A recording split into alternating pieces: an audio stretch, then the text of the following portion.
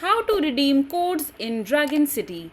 Hello everyone, welcome back to our channel, and in this video I'm going to show you how you will be able to redeem codes in Dragon City. So in order to redeem the codes, you just have to open the game and navigate to the settings or the shop menu and just look for the redeem code section from there, and you just simply have to enter the code that you have with you and confirm that you have received your reward, because as soon as you enter your code, your reward will be added in your account quite instantly.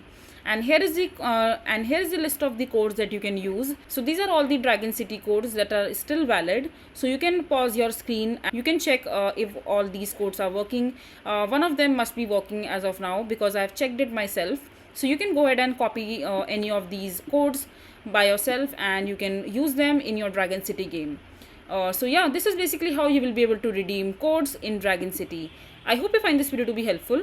So that is it for this video. If you find this video to be helpful, make sure to hit that like button and don't forget to subscribe to our channel for more such informative videos, and I'll see you the next time.